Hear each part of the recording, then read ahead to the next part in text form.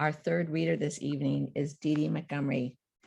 Dede entrusted her musings about life, love, and loss to her journal for decades until her dad's 2014 death inspired her to meld grief, gratitude, and family roots into a published memoir, My Music Man. She blogs often and since then has published 3 other works, including Beyond the Ripples and Humanity's Grace. Sometimes her long career in workplace safety, health, and well-being intersects with her musings about history, the environment, gratitude, and grief. Dede is a 6th generation Oregonian, wow, and lives in the Portland metro area. Please welcome Dede. Thank you. Thank you, Annie and Scott. I'm going to read one piece plus an excerpt of a second today. My first was published in something called Plague 2020, COVID Poetry and Art from Around the World. And they both sit on my blog. Mourning, spelled Mourning, April 2020. I miss her, this mother of mine. My missing her is different than that of Dad, he who already left this earth. I'm an unknown shape to her through the window, unless it's a good day. She sees the darkness in my hair, outline of my lips, and a smile against the paleness of my skin. My wave, a confusing blur to these eyes no longer seeing clearly. My voice garbled on a speaker. I remind her, your daughter, your favorite, only. You, my mother, my favorite, my only. She smiles sometimes. On good days, she laughs. But if it is her daughter, why don't I come in and hug her?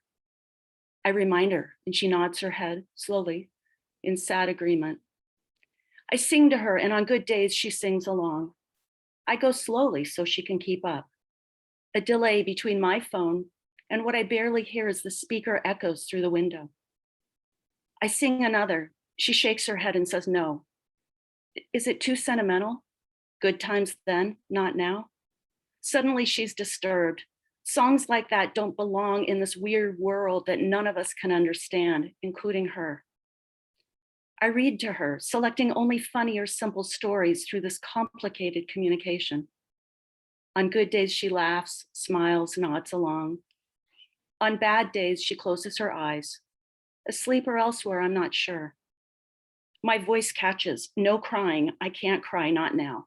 I need to be the strong one. I need to pretend, yes, all is well. Stop the tears now until later, after. All I want to do is sit outside in the sun and hold her hand. No words, stare at the blue of the sky and the green of the firs. Peer out into this magical world, blurry for her, clear for me.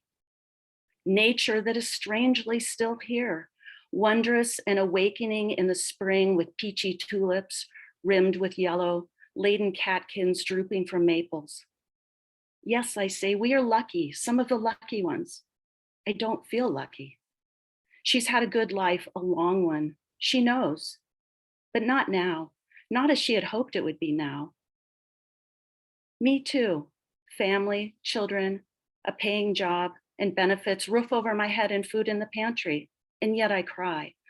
More tears stream today than yesterday in this passage of time, after each window visit and telephone call and FaceTime. Many more days than not, I now hope she might pass peacefully one night soon. But not soon if we can't see her. Not too soon for her to laugh at grandsons and smile with her only daughter and granddaughters and sons with faces close enough to know, to smell and feel our love. Not too soon to be out in the green and blue together again. And yet we're lucky. We're the fortunate ones. Tears drip. I grieve. I miss her, this mother of mine. 127 Nights to Treasure Forever, March 2021. For 127 days, I greeted Mom in the morning, sang barges at night, and recited the Lord's Prayer. She lay in her hospital bed, dining room table pushed to the wall, chandelier cabled close to the ceiling. Most nights she joined me in phrases as we sang about barges, flickering lights, resurrecting distant memories for each of us from campfire days of the past. The first night during this final home stretch, I recited the Lord's Prayer, something I hadn't said since Dad lay dying 6 years prior, joined by hospital chaplain. This prayer too became a ritual for 126 subsequent nights.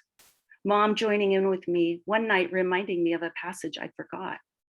Her last night, eyes closed, last breaths drawing near. For more than a decade, I accompanied my parents through the joys and guided them through the challenges of aging. Baby steps at the beginning, watchful leaps at the end, slowly adapting to the changes from child to guardian. Grateful for each other, and still we each shared our stories. For nearly 7 years, I've bolstered Mom as a widow through the challenges of moving from independent living to assisted living to group home, and most recently, facing a continued world of COVID isolation, cold weather threatening to end outdoor visits, to her final 4.5 months in our home. Grief was my word early in the pandemic. The first 3 months of lockdown, when window visits were the closest I could get to this woman who is part of me. I posted mourning at my deepest low. Now, although loss ebbs and flows through my waking moments, my word is gratitude. Thank you.